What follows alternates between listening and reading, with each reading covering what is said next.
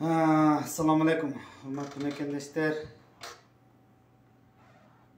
Тияктагы Финполдогу окуяны көрдүңүздөр, баарыңыздар күбө болдуңуздар, эмне болуп аткан. Анан мен ошо Финполдон чыгып баратып айттым балдаргачы. Ошо жакта иштеген кызматкерлерге айттым, бир туугандар дедим. Ушунча 6 этаж зданияда бир 200ге жакын киши жүрөсүңөр, бир 2 патриот жок бул жакта. Бир 2 патриот кантип болбосун, ошол жакта мен ошол сөздү айтканда балдар жөнлөчү монтип эметип кетишти, аябайчы. Патриоттор бар да, ошондой патриоттор барбыздар, бардык жерде эле бар да. Просто буга чейин бизде мындай шанс болгон эмес, мындай кайраттуу лидер келген эмес да. Мына эми кайраттанбайлы достор, келбейсиңер, баарыбыз бул күрөшкө чыкпайлыкпы? Биз чортомандар даярбыз, биз жөнөкөй адамдар даярбыз. Биз каалап атабыз, биз суранып атабыз, биз талап кылып атабыз, барып атабыз, сякка, бияка барып атабыз. Эми мен жалгыз бардык жерге жетишпейм да, Кыргызстандын 450 айыл өкмөт бар. 31 шаар бар. 2 килейген даңкайган шаарыбыз турат, Бишкек, Ош деген. Кайсы бирине жетишем, бир туугандар? Келгиле баарыбыз тең мыйзам чегинде элдик көзөмөл уюштуралы жердик барында. Элдик көзөмөл прокуратуранын ичинде прокурор, жөнөкөй прокурордо элдик көзөмөл болуш керек. Мыйзамдуулукту көзөмөлдөп, сен негизи мыйзам боюнча бир да тергөөчүнүн ишине аралашканга акысы жок. Жетекчилерин болду, айткыла, всё бүттү байке. Андай доор бүттү, андай заман бүттү, болду. Кайсы бетибиз менен барабыз, кайсы бетибиз менен кантип кылабыз ошондой иштерди. Ошон 1-2 жолу кабаңар түйүп койсоң эле болду, тиги жемкор кирерге жыртыктаппай калат. Ошон үчүн Фин полицияда иштеген бир туугандар, прокуратурада иштеген достор, сотто иштеген бир туугандар, келгиле баарыбыз тең Садыр Нуркожоевдун колуна кол, бутуна бут болуп бир мындай жакшы заман, жаркыраган келечек келатат экенин көргөзүп коелучу. Эл сезсинчи, эл. Мына азыр мага жаңы эле Кочкордун прокуратурасы азапты берип атат. Кадамжайдыкы азапты берип атат. Тияктык азап, бияк азап, бүт эле ушул. Прокурор, негизи прокурорлордон көп нерсе зависит эткен да азырчы. Прокурордун кызматкерлерине кайрылып кетем. Мына эртең 23 февраль, эркектердин майрамы, эркек бололчу, бир туугандар. Жемкор болбойлучу, коррупционер болбойлучу, келгиле эркекче жашап өтөлү, мусулман бололчу, адам бололчу. Токтот, тети жемкорлорду ичип жеп аткан жемкорлорду токтотолчу. Анан эми баары эле прокуратуранын иштеген баары эле эмес да. Бар да арасында порядочныйлар, мыйзамдуулукту, адилеттүүлүктү талап кылгандар бар да. Урматтуу прокурорлор, билесиңерби? Мына мисалы үчүн менин курагымдагы балдар билесиңер да, мына мен 45-темин. Билесиңер да, Совет өкмөтүнүн тарбиясы, патриотический воспитание өтпөдүк беле ошол конвейерден. Октябрёнок, пионер, комсомол, партийный работник көрбөдүк беле ошол системаны. Унутуп калдыкпы? Келгиле ошол убакытты эстейли. Келгиле баарлап мамлекетибизге жардам берели. Келгиле баарлап Садыр Нуркожоевичке жардам берели. Эмнени күтүп атабыз? Эмнени күтүп атабыз? Булар жемкорлор тыйылбайт эч качан. Мал сыяктуу булар, мал. Баары эле кайра эле акырга башын тыга берет. Акырга башын тыга берет. Дайым буйурса, Садыр Нуркожоевич терең үмүт бар, коррупционерлерге өлүм жазасын киргизиш керек, урматтуу Садыр Нуркожоевич. Өлүм жазасын киргизиш керек. Өлөсүң деш керек, жейсиңби өлөсүң. 1-2 жемкорду акырып алып чыгып туруп публично атып салыш керек площадьтанчы. Анан сөөгүн 3 күн таштап коюш керек площадька. Түп эле тыйылат да, түп кан буугандай эле. Ошондой эле варварский кылыш керек болуп калды. Бул варварларга варварский отношение кылыш керек. Варвар да булар, чистый варварлар.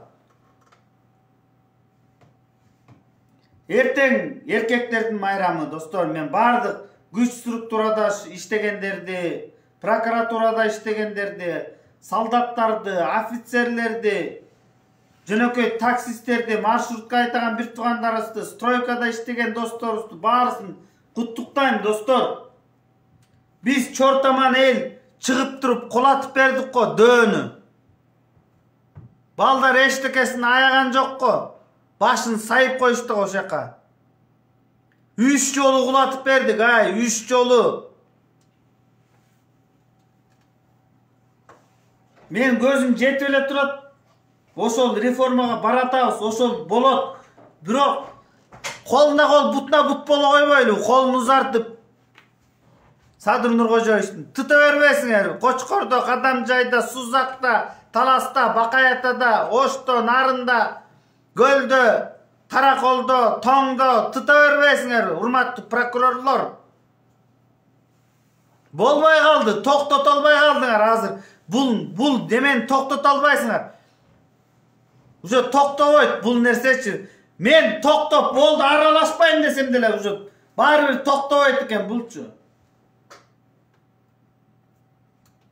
Кудайым буйрса, урматтуу мекендештер, көп нерсени ойлонуп жатат.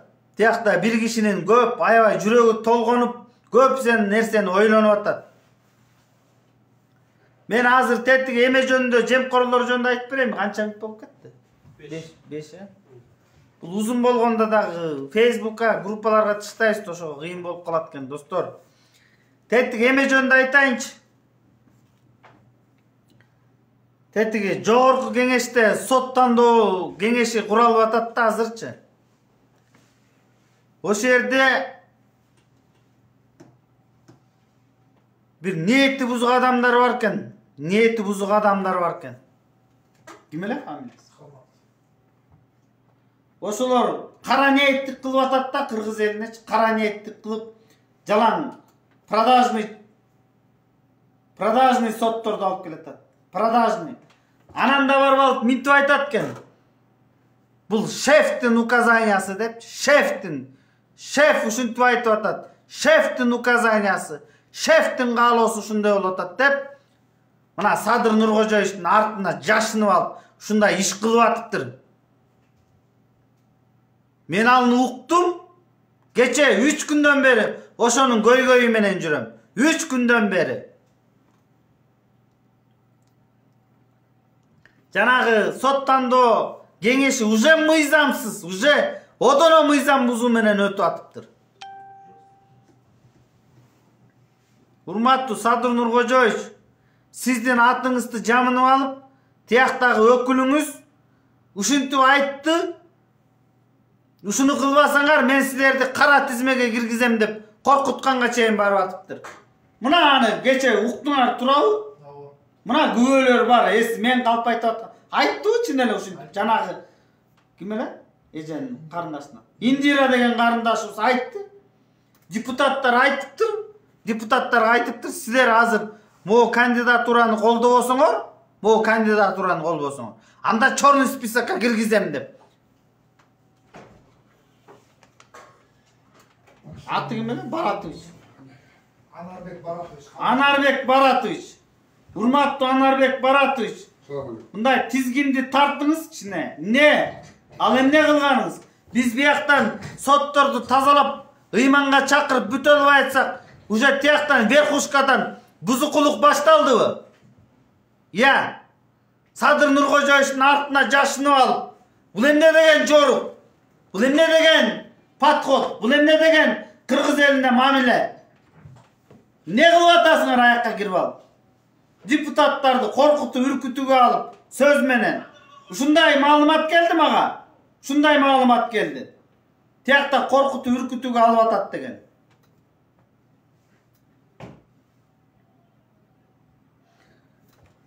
Азыр минтип атышыптыр. $30,000 бересиң, анан сот болосуң депчи. Кимде ким ошондой сөз уккан болсо, ошондой нерселер болуп аткан болсо, келгиле мага. Ким ошондой кысымга, ошондой давленияга кабыл аткан болсо, келгиле мына ачык эле жарыялап таштайбыз биз. Биз жашырбайбыз. Кече Замирбек Базарбаевга бирөөнү жөнөткөнбүз. Ошентип сот болом деген кыздан 30 000 доллар вымогать этип атышыптыр. Вымогательдер. Замирбек Базарбаевга чалып туруп айттык, байке, бул эмне деген жорук? Бул эмне деген иш? Бул эмне деген кылмыш кылып атасыңар? Жок, билбейм мен, эчтеке билбейм. Мына Анарбек Баратовичке бүгүн да барып жолугуп келдим. Жок, мен эчтеке аралашкан жокмун. Жок, мен эчтеке. Эртең мындай мыйзам чегинде эле барып тиги ровдуга эле заявление жазыш керек го дейм. Тиякта жана камера бар да күнү-түн иштеп турат. Не деп койчулар аны? Видео фиксация жүрүп турат да аякта, баары жазылып турат. Ошо урнанын түбүнө туруп алып эле ошо эмелерге давит этиптир ачык эле. Мына урматтуу Садыр Нуркожоевич, ишенип койгон да кичине бул тармакта иштеген көзөмөлдөйт деп ишенич артса тигинин кылганы ошол. Алып барып алып, тияк алып барып алып талкалап атат. Уже жемкорлорду эң кызыгы Канат Исаевдин кишиси өтүп кетти. Ошол кызык болуп атпайбы? Баарынан дагы. Канат Исаев аякка бир кишини өткөрүп туруп да лабиринт этип туруп. Лабиринттерден өткөрүп барып туруп түр тийген тиякка. Кайран Канат, кыйын экенсиң, баласың деген. Аял кишилер болсо орамызбекке жөнөтүп койсун.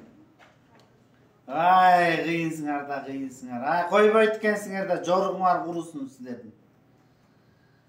Ошол достор, эртеңки майрамыңар менен ден соолукта бололу, бөбөктөрүбүздүн, балдарыбыздын ден соолугун карайлы. Көп эле дарыга шыкай бербегиле. Бул өлтүрөт адамды, антибиотик деген өлтүрөт. Кавасаки деген оору качан бар эле бизде? Кавасаки деген оору. Аты жаман го, Кавасаки деген оорун ойлоп таптыңар го. Тиги эмеңер токтобойт жанагы. Күнүгө 150-200 киши ковид болуп атат, ковид. Жөтөлүп барган кишини эле сен ковидсиң деп эле статистиканы уруп атат да буларчы. Бүгүн биз Билим берүү министрлигине бардык. Билим берүү министрлигине бардык. Реформа кылгыла деп айттык. Зам министрге чейин кирип чыктык. Аякта башталыптыр реформасы. Баш аягы жок. Ошонун баарын Кудайым буйруса барып ретке келтиребиз. Биз андай башаламан реформага жол бербейбиз. Көзөмөлдөп турабыз. Эмне кылыш керек? Садыр Нуркожоевич ошол жерде отуруш керекпи? Билим берүү министрлигинде карап ким эмне реформа кылып атат деп. Улам бир кабинетти ачып, эмне кылып атасың? Телефон ойноп атасыңбы же иштеп атасыңбы деп. Аны билим берүү министрлиги кылыш керек да, министр уже жазап башташ керек болчу. Кичине бар экен, кичине. Эптеп-септе, өлөсөлү.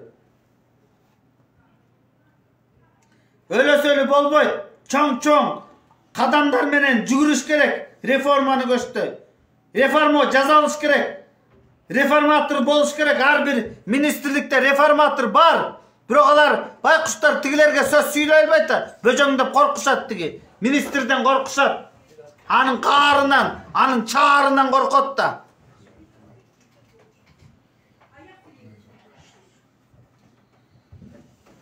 Мына мен азыркы кыла турган ишим ошол достор. Сот прокуратурасына действительно аралашканда дагы аябай адамдын энергиясын алып монтиштайт экен. Мен азыр бүт болгон энергиямды тетекке жумшайын деди. Билим берүү министрлигине, ана саламаттыкты сактоо министрлигине. Ошол экөөнү тытмалайын барып алып эшигин. Ушул видео менен бөлүшүп койгула достор. Көп киши уксун тиги Министерство образования менен саламаттыкты сактоо министрликтери колуңарды түрүп даярдана бергиле. Баратат силерге. Жаштар. Реформаны өзгөрүүнү, жаңыланууну талап кылган жаштар. Карачай мен тегерегимде эмне деген балдар жүрөт азыр? Көппүз биз, көппүз. Реформаны талап кылган жүрөктөр көп. Өзгөрүүнү талап кылган жүрөктөр көп. Биз күтө албайбыз.